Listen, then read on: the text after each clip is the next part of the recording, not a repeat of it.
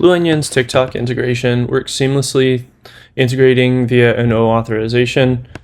Just one click on our payments integration link, you'll authenticate into your regional seller here, and as long as you are in an owner account, that will authenticate and you will be fully connected. Once you come over to Blue Onion, after we've run your data for the first time, we'll be pulling in all of your order data. This is actually something that we're doing today if you're syncing your orders over into Shopify. It's important to understand that we will be using your Shopify data as the source of truth for TikTok order data. And so having a healthy integration between TikTok and Shopify is important. We'll display to you all of these gross sales, discounts, shipping, tax collected from the customer, and the total amount in cash expected, as well as any duties or additional fees if applicable.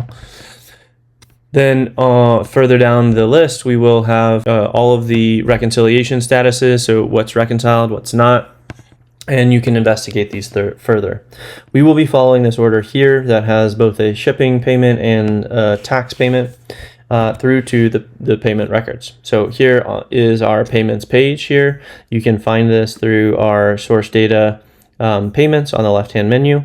And this will show you all of the payments for a given record. You can navigate this a number of different ways, and there are several help articles on our site to see how to do so. For this specific order, though, we want to just drill in on some of the payments that we'll show you here. This should mirror a lot of what you'd see in the TikTok settlement report, but trying to clarify some of the payment types and create a normalized layer as we do with all of our different payment processors. On the right-hand side, you can see we have a commission here being collected, shipping that was paid by the customer, so you can see that that is part of the gross value you'll be collecting, an advertising fee of 28 cents that was paid for a flash sale, the $29 of the actual product to be collected, $1.69 of a referral fee, and then sales tax sales tax that was paid by the customer, a discount that was offered by you as the seller, and then a remittance of sales tax here. So we're seeing a total value of $29.18 that we're collecting on this order, which is matching back to the order that we see here from Shopify. We have $6.43 of various fees or taxes that are being remitted or paid, and then a net settlement of $22.75. We carry the functionality of all of this through the rest of the application. So on your payout summary, you'll see all of your TikTok settlements with the detail. All of that's clicked through, so you can see all of the payments that justify the $40,000 settlement here. And then through all of our journal entries, you'll see the same flow that you're used to seeing. On the orders journal entry, you will have deferred revenue being created at the time of order. You'll have fulfilled orders on our revenue recognition journal entry. And then you'll see the cash settlement on the cash receipt journal entry, which will record all of those fees. Additionally, we offer coverage on our GL reconciliation product for NetSuite customers, as well as other ERP platforms. This means that if you are porting transactional detail into your ERP, we can reconcile those payments automatically for you. So we see this customer having a $50 settlement from their TikTok payout. We're looking for a transaction of $59.